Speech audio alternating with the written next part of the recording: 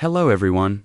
A single candle illuminates a complex mandala, its intricate patterns of wholeness and division dancing in the flickering light. Let us have the courage to face a truth. Deep within our psyche, unconscious patterns of thought and habits are silently shaping us, at times becoming the very shackles that imprison our infinite potential. This is the shadow we rarely dare to look upon. Before embarking on this journey into the depths, if you feel a resonance, a call from within, and wish to travel further down this path, please take a moment to express that connection by liking and subscribing. And now, let us find a space of stillness, with only the light from within. Together, we begin the voyage into our inner world. We live in an age of unprecedented connection. Yet we have never felt more disconnected. We are surrounded by noise, yet we struggle to hear our own voice. We are told to build our brand, to curate our life, to present a polished, perfect version of ourselves to the world. And so we do. We build a facade, a mask for every occasion: competent professional, the carefree friend, the perfect partner, the ideal parent. We become masters of the exterior life. But what happens when the applause dies down?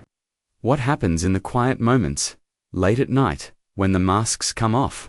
For many of us, there is a disquieting feeling, a sense of fragmentation, a hollow echo in the chambers of the heart. We feel a profound and unsettling split between the person we pretend to be and the stranger we feel within. This is the modern malaise. It is a quiet epidemic of meaninglessness, a low-grade anxiety that hums beneath the surface of our busy lives. It is the feeling of being a passenger in our own existence, driven by forces we do not understand and cannot control. We feel pulled in 1,000 directions by the demands of society, by the expectations of others, by the relentless current of the digital stream.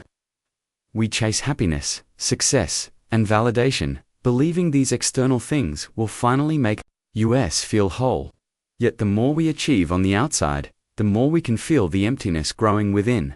This leads us to the core question of our journey today, a question that lies at the heart of a meaningful human life. In a world that demands we be anything and everything for everyone else, how do we find and become who we truly are? In an age of endless noise, how do we find our inner signal? In a world of masks, how do we find our true face? How do we become whole when we feel so fundamentally divided? Conventional wisdom often treats these feelings of anxiety, depression, and existential dread as problems to be solved, as malfunctions to be corrected or medicated away. We are told to think more positively, to practice gratitude, to optimize our routines, to silence the discomfort. But what if this discomfort is not the problem? What if it is the beginning of the solution? What if the anxiety is not a pathology, but a messenger? What if the depression is not a disease, but a summons from the deepest part of you, the part you have neglected in your frantic pursuit of the external world? A Jungian approach is different because it does not see these states as the problem itself, but as symptomatic expressions of an underlying imbalance in the whole person. The pain is a signal fire, lit by the abandoned parts of your soul, calling for your attention. It is a desperate plea for integration from a psyche that can no longer tolerate the division. The great Swiss psychiatrist, Carl Gustav Jung, whose life and work we will explore, understood this profoundly. He recognized that these modern ailments are often what he would call a summons from the soul. The psyche, our inner world, in its totality, refuses to cooperate with the limited agenda of our conscious ego. When we live a one-sided life, focused only on the light, the rational, the acceptable, the other side, the darkness, the irrational, the rejected builds up pressure in the unconscious. Eventually, it must make itself known, and it does so through the very symptoms we try so desperately to avoid. The journey we are about to embark on is not about finding a cure for anxiety or a quick fix for meaninglessness.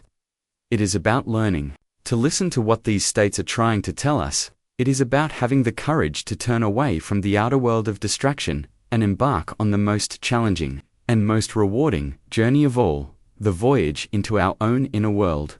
To answer the call of the self, before we can explore the path to wholeness, we must first understand the landscape we all inhabit, the common reality.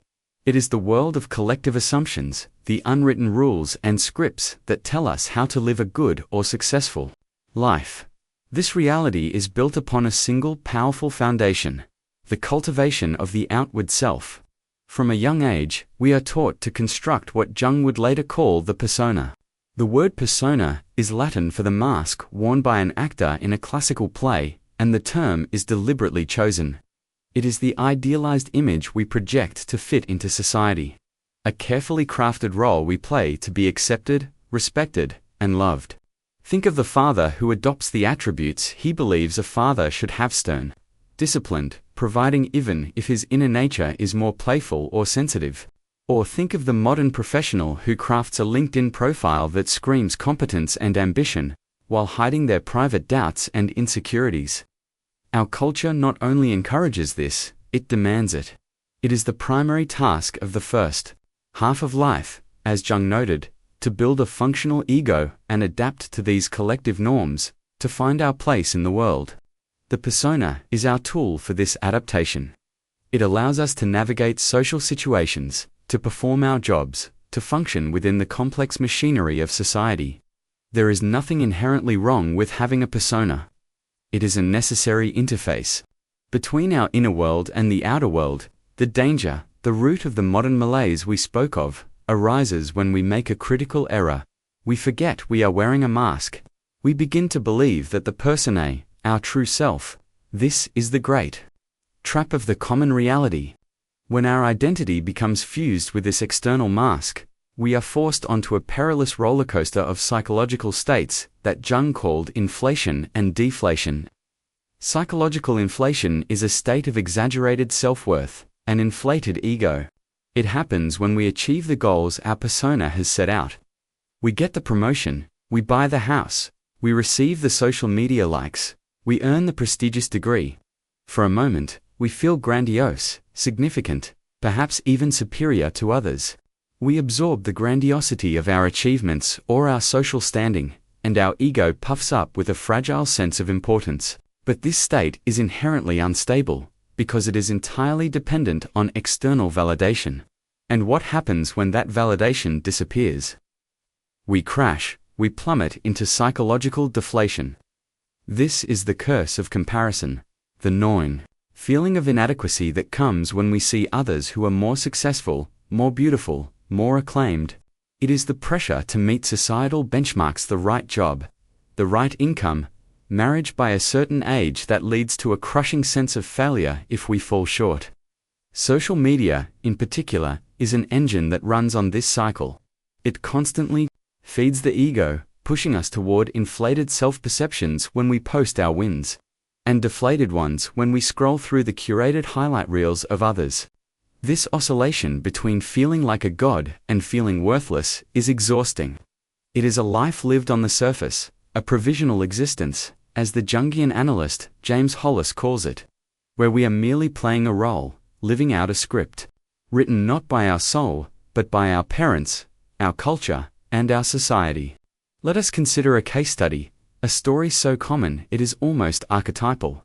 Imagine a woman named Claire.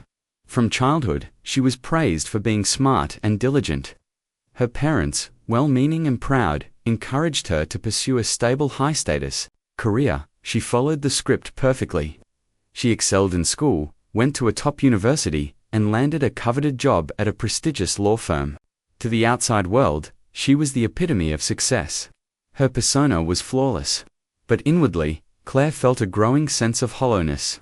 Her days were filled with tasks that brought her no joy, only a draining sense of obligation. She felt disconnected from the passionate, creative girl she once was.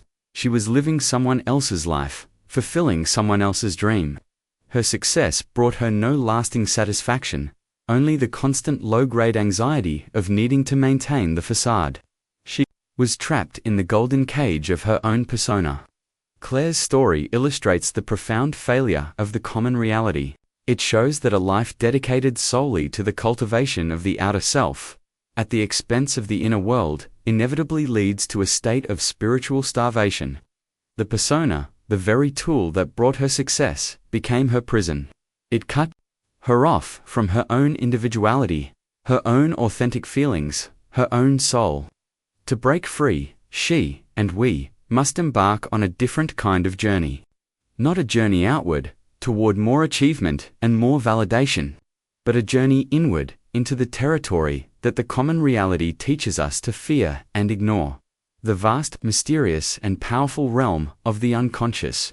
It was a journey that the founder of this new psychology, Carl Jung, was forced to take himself, not by choice, but by a crisis that would shatter his world and redefine the landscape of the human mind forever. To understand the revolutionary depth of Jung's ideas, we must first understand the man. For Carl Gustav Jung, the exploration of the psyche was not an abstract academic exercise. It was the central, driving drama of his own life. His psychology was born from his personal experience, forged in the crucible of his own inner conflicts. He was born in 1875 in Keswell, a small Swiss village, into a world of profound contradictions. His father, Paul Jung, was a pastor in the Swiss Reformed Church, but he was a man tormented by a crisis of faith. Jung saw his father clinging to the dogma of Christianity, a tradition that for him had lost its living spirit, leaving only hollow words and a deep, unspoken disappointment. This was Jung's first encounter with a system of meaning that had become a prison. In stark contrast was the world of his mother, Emily. She was a woman who suffered from depression and spent long periods in her bedroom, a room Jung saw as mysterious and strange. She was a practical woman by day, but at night she claimed spirits visited her, and she spoke of visions and paranormal phenomena. She introduced Jung to a world that was uncanny, irrational, and teeming with a life that defied the logical doctrines of his father's church. This fundamental split in his household became the primary landscape of his inner world. From a young age, he felt he possessed two distinct personalities. Personality number one was the modern Swiss schoolboy, the son of a pastor, living in the present day, but personality number two was something else, entirely, an authoritative, dignified, and wise old man from the 18th century. A man deeply connected to nature and the mysteries of the spirit. This wasn't a disorder. It was his first, direct experience of the psyche's immense complexity and its layered, historical nature. This inner division fueled a search for a framework that could contain these opposites. After studying medicine and beginning his work as a psychiatrist at the prestigious Bergholzli Hospital in Zurich under Eugene Bleuler, he found what he thought was the answer in the work of a Viennese doctor who was scandalizing Europe, Sigmund Freud. Freud's ideas about the unconscious were electrifying. Here, it seemed, was a new, powerful father figure, a man with a system that promised to explain the hidden depths of the human mind. When they finally met in 1907, they talked for 13 hours straight, a testament to their immediate and intense intellectual connection. Freud quickly anointed Jung his heir apparent, the crown prince who would carry the banner of psychoanalysis into the future. For a time, their collaboration was fervent. But beneath the surface, the cracks were already beginning to show. The differences were both intellectual and deeply personal. Intellectually, Jung could not accept Freud's insistence that sexuality was the root of all neuroses and the primary motivating force in human life. Jung's own work with psychotic patients, his study of myths and religions, and his own inner experience pointed to a much broader and more mysterious psychic reality. He saw libido not just as sexual drive, but as a generalized psychic energy, a life force that could manifest in countless ways. He also believed Freud's concept of the unconscious was too limited, too personal, and overly negative. Jung was beginning to formulate his idea of a deeper layer, a collective unconscious that contained the shared psychic inheritance of all humanity, but the schism was also intensely emotional. Jung developed what he called a religious crush on Freud, a veneration that had, in his own words, an undeniable erotic undertone. He confessed this in a letter to Freud, explaining that it stemmed from a sexual assault he had suffered as a boy by a man he once worshipped. This complex made him fear Freud's influence, fear being consumed by another powerful male figure. He wrote, I don't want to belong to anybody. For Freud, any deviation from his core tenets was a betrayal, a form of patricidal resistance. The tension became unbearable. The final irreconcilable break came in 1912 and 1913, when Jung published works like Psychology of the Unconscious, which openly diverged from Freudian theory. The split was absolute and painful. Jung described it as a capitulation into a creative crisis. He felt he had lost his father figure, his guiding system, and his professional community. He wrote that it was as though the ground literally gave way beneath my feet, and I plunged into the dark depths. But this catastrophic break was not the end of Jung's story. It was the necessary beginning.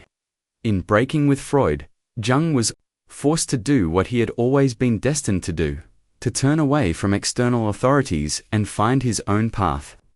Guided only by the compass of his own soul, he had to lose the father to become himself. This painful separation was not a failure. It was his first, most critical act of what he would later call individuation. He had to stand alone, facing the terrifying, unknown contents of his own unconscious. In order to build a psychology vast enough to contain the whole of human experience, cast adrift, after the break with Freud, Jung entered the most difficult and fruitful period of his life. Between 1913 and 1916, he embarked on what he called his confrontation with the unconscious. He deliberately set aside his rational, scientific mind and allowed the incessant stream of fantasies to flood him. He experienced vivid, powerful dreams and waking visions. He feared he was on the brink of psychosis, but instead of suppressing these experiences, he made the courageous decision to engage with them directly. He meticulously documented this journey in a series of notebooks, which he later transcribed and illustrated in his monumental private work, the Liber Novus, now famously known as the Red Book. This was not a descent into madness. It was a methodical exploration of the inner cosmos. And from this perilous voyage, he returned with the central concept of his entire psychology, the foundational principle that serves as the answer to our core question of how to become whole. He called it individuation. Individuation is the North Star of Jung's work. It is the process of self-realization, the lifelong journey of becoming your true, authentic self. It is not to be confused with individualism, which is a focus on the ego's selfish desires. Individuation is the process of becoming an individual, that is, a separate, indivisible unity or whole. It is the means by which you find your unique meaning and purpose in life, by integrating the conscious and unconscious aspects of your personality. It is, quite simply, the process of becoming who you were always meant to be. Jung observed that this journey unfolds differently across the arc of a lifetime, which he famously divided into two distinct halves. The first half of life, from youth until roughly middle age, is primarily directed outward. The main task is to build a strong ego, to adapt to the demands of the external world, to establish a career, a family, and a place in society. Other words, to construct a functional persona. The focus is on expanding our conscious control and meeting collective norms. The second half of life, however, demands a radical shift in direction. The summons for this new chapter often arrives in the form of a crisis, the so-called midlife crisis. It can manifest as depression, anxiety, a loss of meaning, the breakdown of a marriage, or the feeling that the life you've built is suddenly hollow and inauthentic. This crisis, Jung argued, is not a sign that you've failed. It is a sign that your soul is demanding your attention. It is the call to begin the second journey, the journey inward. The task of the second half of life is to turn away from the exclusive focus on the outer world and begin the work of integrating the unconscious. It is about coming to terms with your limitations and mortality, questioning the values you once took for granted, and discovering a purpose that transcends the ego's ambitions. It is the journey from the persona to the self, the struggle to answer. This call is at the root of so much modern neurosis. Let's consider the case of Stephen, a 28-year-old man who came to therapy feeling anxious and dejected. An aspiring artist, he was financially dependent on his parents and still lived at home, feeling ashamed of his situation. He was the only child of overprotective parents who, despite loving him, had always pushed him to fulfill their desires, leaving his own needs secondary. His ego was, in the words of his therapist, impoverished. He was in a relationship with a woman his parents disapproved of, and he felt torn, unable to assert his own choice for fear of damaging his relationship with them. Stephen's story is a classic example of a stalled individuation process. He had not successfully completed the primary task of the first half of life, to psychologically separate from his parents, to disengage from their internalized values, and to establish a strong, independent sense of self. His anxiety and depression were symptoms of this failure. He was living their life, not his own. His therapy, which lasted 9 months, focused on helping him identify his own individuality, develop assertiveness, and strengthen his ego. He learned to have adult conversations with his parents about his own life and career. He eventually found a job that gave him financial freedom, ended the relationship that was not right for him, and began to live with a new sense of pride and purpose. Stephen's journey is a microcosm of individuation. It shows that the process is not abstract, but a concrete struggle to untie the emotional bonds of dependency and find the courage to live one's own authentic life. This journey is more than just a psychological process for personal well-being. It is an ethical responsibility. When we fail to individuate, we remain unconscious of our inner conflicts, our unlived potential, and our hidden darkness, our shadow, and we inevitably project that unconscious material onto the world around us.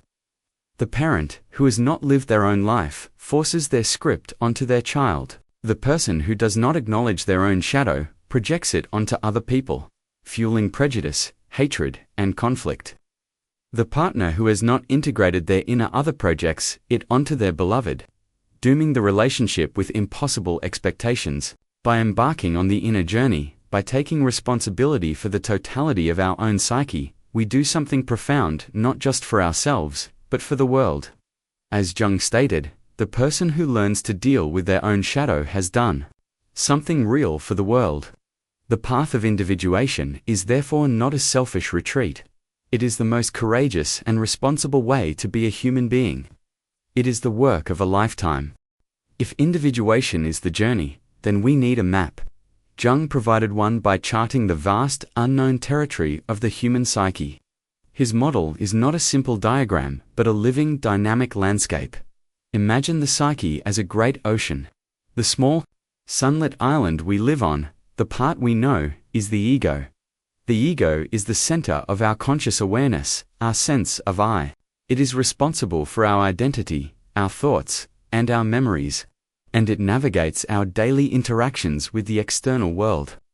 Just beneath the waves surrounding our island lies the personal unconscious. This realm contains everything from our individual life that has been forgotten, repressed, or was never conscious in the first place. It holds our forgotten memories, our subliminal perceptions, and our unique emotional sore spots, which Jung called complexes. But if we dive deeper, far below the personal layer, we enter the vast, dark, and ancient abyss of the collective unconscious. This was one of Jung's most radical and important discoveries. The collective unconscious is not personal, it is universal. It is a second psychic system that is inherited, not developed, a shared reservoir containing all the experiences and knowledge of the human species, passed down through the structure of the brain since the earliest beginnings of our ancestors. It is the psychic bedrock of humanity. This deep ocean is not empty. It is populated by powerful, primordial forces, innate patterns of thought and behavior that shape our perceptions and experiences. Jung called these patterns the archetypes.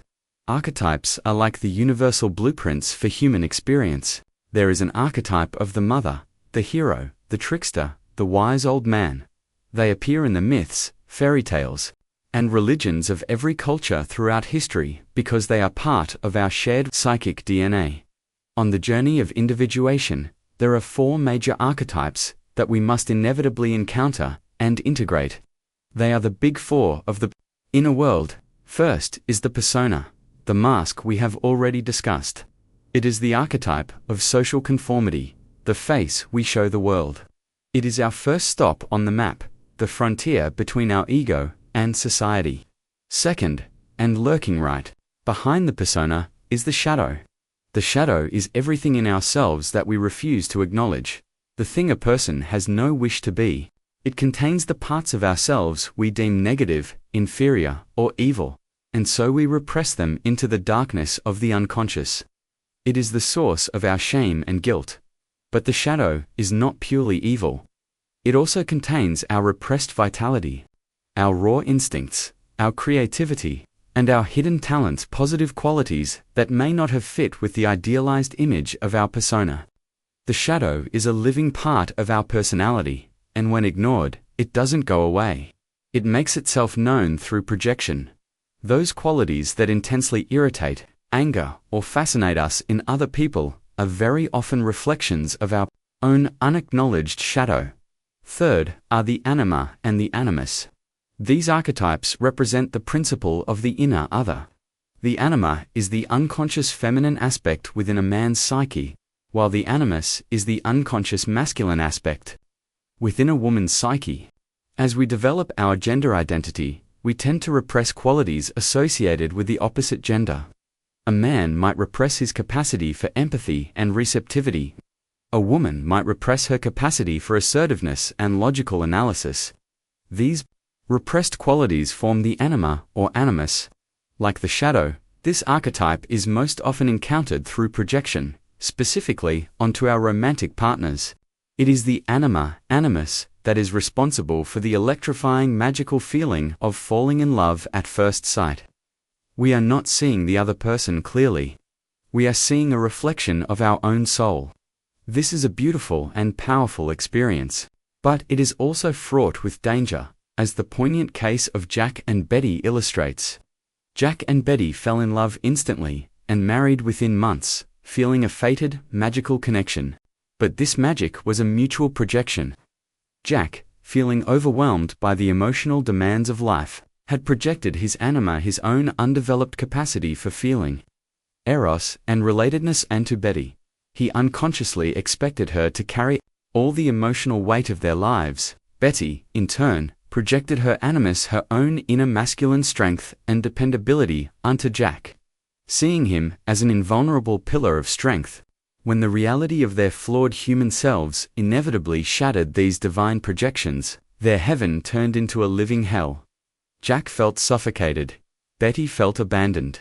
They spiraled into cycles of rage and recrimination, each unconsciously trying to force the other to live up to their impossible, projected ideal. Their healing only began when, through painstaking therapy, they started to withdraw their projections. When Jack learned to own his own vulnerability, and Betty learned to find her own inner strength. Finally, at the very center of the psyche, is the fourth major archetype, the self. The self is the archetype of wholeness, the organizing principle of the entire personality, both conscious and unconscious. If the ego is the center of our conscious island, the self is the center of the entire ocean. It is the totality of who we are and who we have the potential to become. The self is often symbolized in dreams and myths by divine figures, royalty, or by harmonious circular images like the mandala. The entire process of individuation is the journey of shifting the center of our personality from the limited ego to the all-encompassing self. It is crucial to understand that these archetypes are not static personality labels, like a zodiac sign or a Myers-Briggs type. This is a common misunderstanding. The power of Jung's model is that these are living, dynamic forces within you. Individuation is not about discovering which box you fit into. It is about entering into a conscious and active relationship with this inner cast of characters. It is a dialogue, a negotiation, a lifelong process of integration. The goal is not to be labeled, but to become whole. Understanding the map of the psyche is the first step. The next is learning how to navigate it. The unconscious speaks its own language, not of logic and reason, but of symbols, images, and feelings. To begin the journey of individuation, we must learn to listen to this language and engage with the inner world on its own terms. Jung developed practical, powerful methods for building this bridge between the conscious and unconscious minds. These are not passive techniques, but active partnerships with the psyche. The two most fundamental tools in the Jungian toolkit are dream analysis and active imagination. Let's begin with the world we all visit each night, the world of dreams. For Freud, dreams were primarily a way to hide things, disguising repressed sexual wishes. For Jung, dreams are a way to reveal things. He saw them as natural, spontaneous, and purposeful communications from the unconscious, designed to compensate for the imbalances in our conscious attitude. A dream is like a letter from the self, and learning to read it is a vital skill. Here is a practical 4-step approach to Jungian dream analysis. Step 1. Record and associate. The first step is to honor the dream by capturing it. Keep a journal by your bed and write down your dreams as soon as you wake, including every detail you can remember, the setting, the characters, the colors, and especially the feelings. Then, take each key image from the dream and make associations. This is not Freud's free association, where one thought leads randomly to another. This is called amplification. You stay focused on the dream image itself and explore its possible meanings on 3 levels: the personal, the cultural, and the archetypal. For example, if you dream of an eagle, you would ask, what does an eagle mean to me personally? Then, what does it mean in my culture, for example, a symbol of freedom in America? And finally, what does it mean archetypally? In myths and religions worldwide, for example, a messenger of the gods, a symbol of spirit and vision. Step 2. Connect dream figures to inner parts. In Jungian analysis, nearly every figure in your dream represents an aspect of yourself. A dream about your mother is usually not about your actual mother, but about your own inner mother or your relationship to the mother archetype. A figure of the same sex as you is often a representation of your shadow. A figure of the opposite sex is often your anima or animus. The goal is to ask, where is this character active in my own life? How am I behaving like this person? Step 3. Identify the compensation. Ask yourself, what conscious attitude is this dream trying to balance or correct? If you are overly intellectual and rational in your waking life, your dreams might be filled with intense emotion and chaos. If you are timid and unassertive, you might dream of being a powerful warrior. The dream is showing you what is missing, what needs to be integrated to achieve wholeness. Step 4. The ritual. Finally, it's essential to make the insight concrete. Do a small, symbolic act or ritual in the physical world that honors the dream's message. If the dream tells you to be braver, your ritual might be as simple as making a phone call you've been avoiding. This physical act tells the unconscious that you have received its message and are taking it seriously, strengthening the connection for future dialogue. The second great tool is active imagination. While dream analysis is about interpreting messages the unconscious sends spontaneously, active imagination is about initiating a direct, conscious dialogue with the inner world. It is a way to meet the archetypes face to face. Here is a guide to the process. Step 1. Find a starting point. Begin by entering a quiet, meditative state. The entry point can be a lingering feeling, a striking dream image, or a fantasy. Let's say you are haunted by a vague sense of anxiety. You would close your eyes and ask that feeling to take on a form, a shape, a voice. Step 2. Engage and animate. Once an image appears, perhaps a shadowy figure, an animal, or a landscape, you must give it life and engage with it. The key is to let it be autonomous. Do not consciously direct it. Your job is to observe what it does and to interact with it authentically, as if it were a real person. The best way to do this is to write the dialogue down in a journal, like a script for a play. You ask questions and you listen for the answers that arise spontaneously from within. Step 3. The ethical confrontation.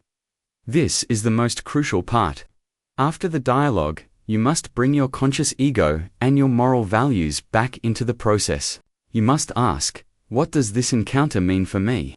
What is this inner figure asking of me? How does this relate to my actual life, my relationships, my work. This is not just fantasy. It is a confrontation with a psychic reality that demands a response. It is a moral problem that challenges the whole personality. It is in this step that we find a strange but fascinating piece of information from Jung's own intellectual journey. His deep dive into these inner figures was profoundly informed by his study of obscure historical traditions, particularly medieval alchemy. To the modern mind, alchemy is a foolish pseudoscience about turning lead into gold. But Jung realized that the alchemists were not really doing chemistry.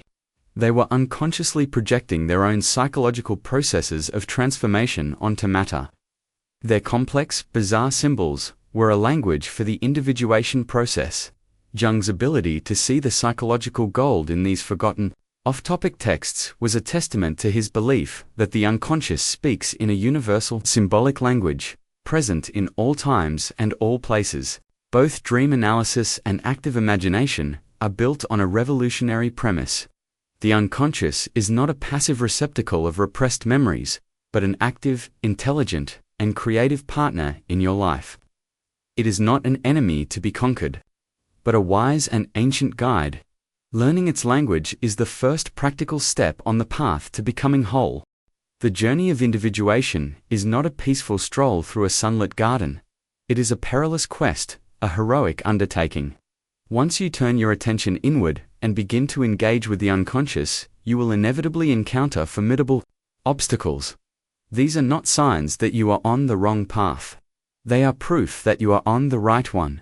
The two greatest challenges on this journey are the confrontation with the shadow and the seductive danger of psychic inflation. The first gate one must pass through on the inner journey is the gate of the shadow. As Jung wrote, the meeting with oneself is at first the meeting with one's own shadow. The shadow, as we've learned, is the repository of all that we have rejected about ourselves. It is our inner adversary, our dark twin. Our natural instinct is to deny it, to repress it, to project it onto others. We see evil, greed, and stupidity out there in the world, in our enemies, in those we dislike, never recognizing that we are looking at a reflection of our own disowned potential. Jung was clear: everyone carries a shadow, and the less it is embodied in the individual's conscious life, the blacker and denser it is. If it is repressed, it is liable to burst forth suddenly, in a moment of unawareness. This is the source of self-sabotage, of inexplicable moods, of destructive outbursts where we become, for a moment, a maniac or a savage beast. To become whole, you must stop running from your shadow and turn to face it. This requires immense moral courage. Himself modeled this difficult process in a powerful dream he had during his confrontation with the unconscious. In the dream, he was in the mountains with a brown-skinned savage, a primitive figure. Together, they lay in ambush for and killed the great blonde hero, Siegfried. In the dream, Siegfried represented the ideal of the conscious ego, heroic, noble, and aspirational. Killing him was a symbolic act of sacrificing this one-sided, idealized self-image. It represented the painful necessity of acknowledging the primitive, savage part of himself, his shadow. Jung described the feelings this dream evoked: fear, disgust, remorse, and guilt. This is the painful constriction Jung spoke of, the narrow door that no one is spared who descends into the deep well of the psyche. The goal of this confrontation is not to destroy the shadow, but to integrate it. It is to recognize that this dark figure is a living part of your personality, and it wants to be seen and related to. This process, which is often at the core of Jungian analysis, involves withdrawing our projections from others and realizing that whatever is wrong in the world is also in ourselves. This is a humbling and difficult task, and it's here that we encounter a fascinating open academic debate within the Jungian world itself. The classical Jungian school, following Jung's emphasis, would approach the shadow and other archetypal figures as transpersonal, primordial forces to be understood, symbolically, often through amplification with myth and fairy tale. A more modern developmental school, however, places greater emphasis on how these archetypal patterns are shaped by early life experiences and developmental deficits. They might see a terrifying shadow figure in a dream, less as a purely archetypal encounter and more as a representation of early trauma or a failure in the parent-child relationship. This ongoing dialogue enriches the field, reminding us that the inner world is infinitely complex, a place where the timeless and the personal are deeply intertwined. The second great obstacle is psychic inflation. This is the danger that awaits those who have had a powerful encounter with the unconscious. When the ego comes into contact with the immense energy of the archetypes, the hero, the wise old man, the great mother, it can be tempted to identify with them. The ego, which is only a small part of the psyche, mistakenly believes it is the whole. It becomes puffed up, inflated with a sense of godlike power and knowledge.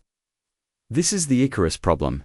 Flying too close to the sun of the unconscious on the wax wings of the ego, the fall is inevitable and devastating. An inflated person loses their humanity.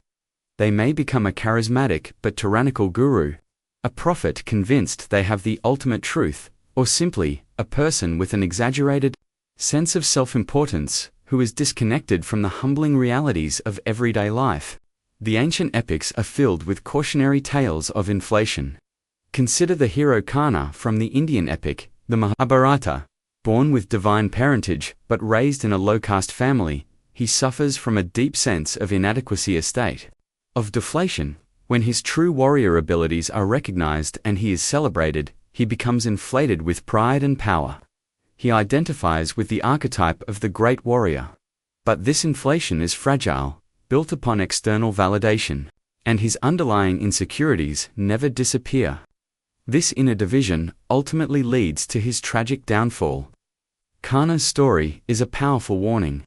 The journey inward is not about becoming a god or a superhero. It is about becoming a complete human being. The antidote to inflation is humility, a constant remembrance of the ego's limitations in the face of the vastness of the self. This leads us to the most profound insight about this stage of the journey. The shadow, the very thing we fear most, the part of ourselves we find most shameful and despicable, contains our gold. As Jungian analyst Robert A. Johnson wrote, "The shadow holds our unrealized creativity, our undeveloped gifts, our hidden talents." By confronting and integrating the shadow, we don't just become more moral or less prone to projection. We become more alive, more vital, more creative, and more whole. The energy we were using to repress our dark side is liberated. For conscious life, the treasure is always found in the darkest part of the cave. Therefore, the obstacles on the path are the path itself. Facing the shadow is what develops moral character. Resisting the temptation of inflation is what cultivates wisdom. The journey requires us to descend into darkness, to find our light, and to touch the divine without losing our humanity. As the journey of individuation deepens, we move beyond the initial encounters with the psyche's core figures and into a realm where the boundaries between the inner and outer worlds begin to dissolve. Here, we encounter some of Jung's most profound and challenging concepts, ideas that bridge psychology with physics, mythology, and ancient mysticism. The first of these is synchronicity. Jung defined synchronicity as a causal connecting principle.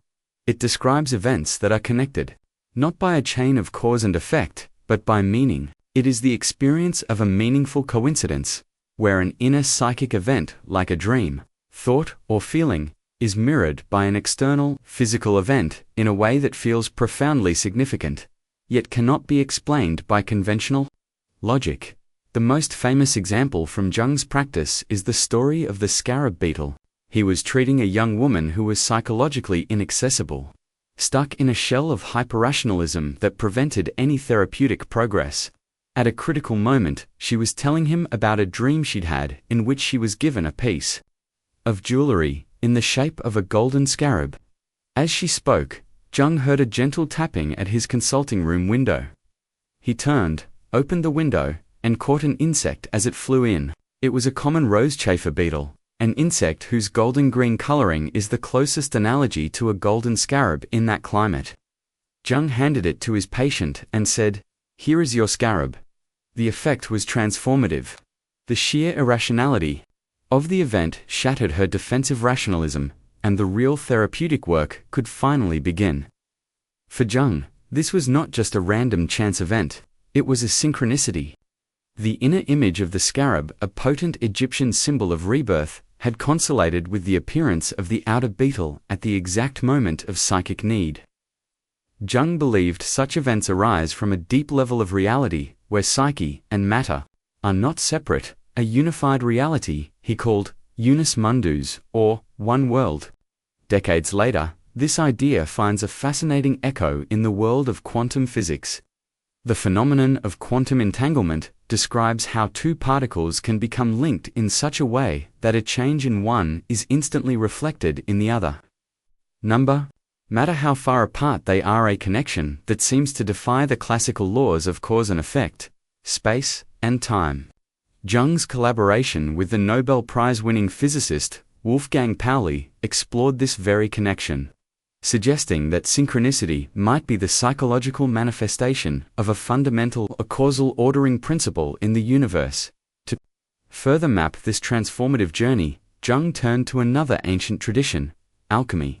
He realized that the alchemists of the Middle Ages, in their obsessive quest to turn lead into gold, were unconsciously projecting a psychological drama onto their laboratory equipment. The great work, Opus Magnum, was not about metallurgy. It was a symbolic blueprint for the individuation process. The alchemical stages became a powerful metaphor for inner transformation. The process begins with vinegreto, or the blackening. This represents the descent into the unconscious, the confrontation with the shadow, a period of depression, decay, and dissolution of the old ego, turning the solid lead of our rigid personality into a chaotic prima materia, or first matter. From this darkness comes the albedo, the whitening.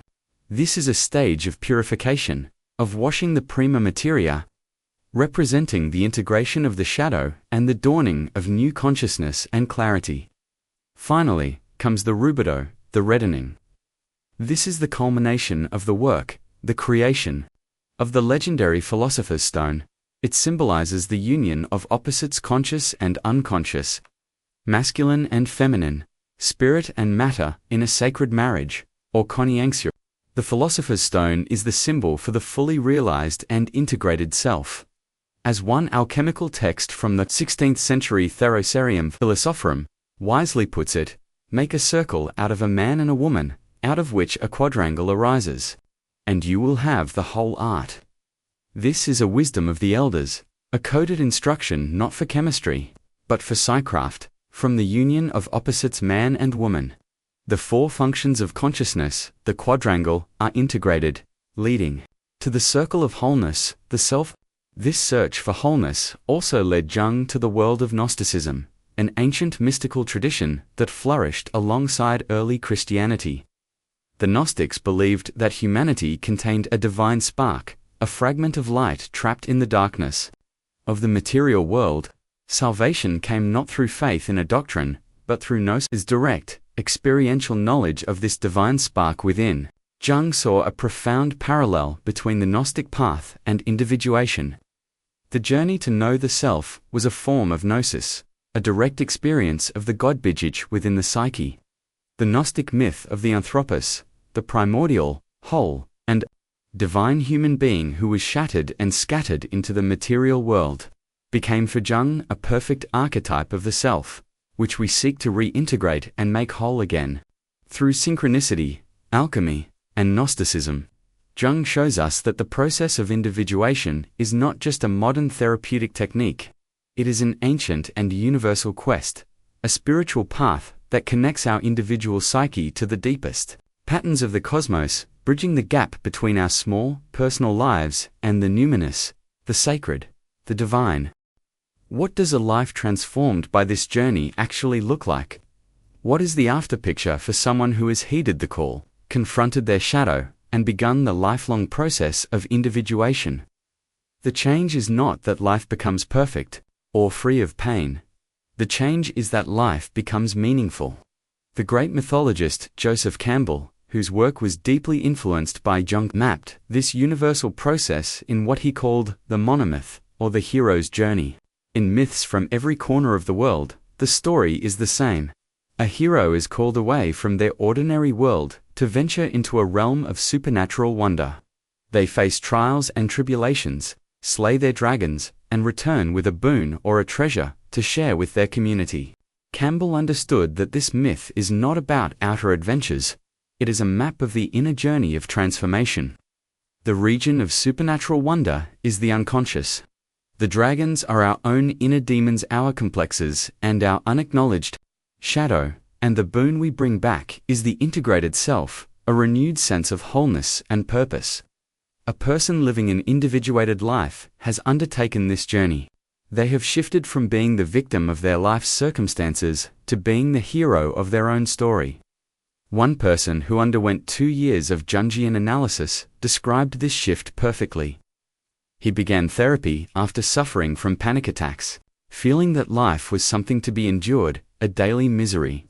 Through dream analysis and active imagination, he confronted his inner figures. He discovered a deep, repressed sadness that was destroying him from the inside. By allowing himself to feel it, his entire perspective shifted. He concluded, "Until you make the unconscious conscious, it will direct your life, and you'll call it fate." This is the essence of the transformation. You move from a life directed by fate by unconscious patterns and complexes, to a life guided by conscious choice and a connection to your inner truth. The Jungian analyst James Hollis speaks powerfully about this transformed life. It is not a life of perpetual happiness, which he calls a fantasy. Rather, it is a life of meaning. Hollis writes, "Feeling good is a poor measure of a life, but living meaningfully is a good one. An individuated life is one lived in service to the soul's agenda, not the ego's. This means embracing the whole of experience, the fury and mire of human veins, not just the pleasant parts. It means finding the courage to be who you are, not who others expect you to be. As Hollis puts it, we are not here to fit in, be well-balanced, or provide exemplar for others. We are here to be eccentric, different, perhaps strange. To add our small piece to the great mosaic of being. This journey brings tangible benefits. People who engage in this work report a newfound sense of vitality and energy. As the psychic force once used for repression is liberated, they experience greater empathy and compassion for others, because in acknowledging their own shadow, they are better able to deal with the darkness in other people. Their relationships become more authentic as they withdraw their projections and learn to love the real, imperfect person in front of them, not a fantasy of their own soul. They develop what one analysant called a toehold on reality.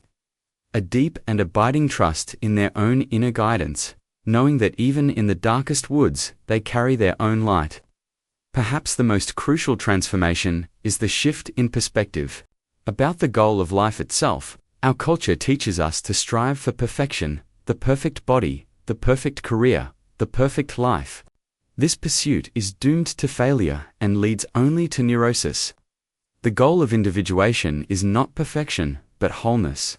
As Jung stated, there is no light without shadow, and no psychic wholeness without imperfection. The individuated person does not eliminate their flaws or their darkness. Instead, they learn to hold the tension of the opposites within themselves. They accept that they are both noble and base, courageous and fearful, light and dark. They have the courage to look into their own heart and accept themselves completely.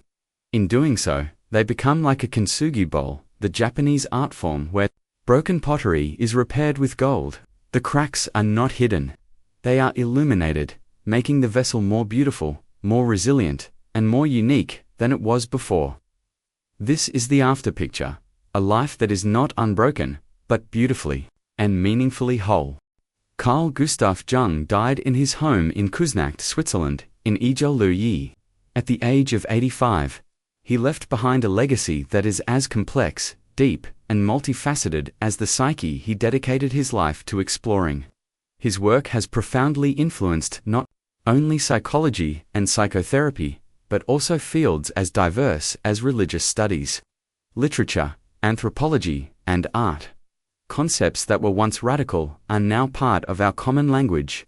Archetype, introvert, extrovert, the shadow, the collective, unconscious. He gave us a new way to understand ourselves, one that honored the spiritual, symbolic, and mythic dimensions of human experience in an age of growing materialism and rationalism. But perhaps his greatest legacy was not his collection of theories, but the example of his own life. His entire psychology was born from his own courageous journey into the depths. He lived his own great experiment. All his work, he stated, came from the initial fantasies and dreams that flooded him after his break with Freud. His life was his greatest text. In 1944, after breaking his foot and suffering a heart attack, Jung had a profound near-death experience that served as a final, powerful confirmation of his life's work. While unconscious, he felt he was floating high above the earth. He saw the globe in a glorious blue light, saw the shape of the continents, and felt he was about to leave the orbit of the physical world for a great, illuminated temple in space. He experienced a state of profound peace and wholeness, a feeling of being connected to the totality of the cosmos, free from the constraints of the ego.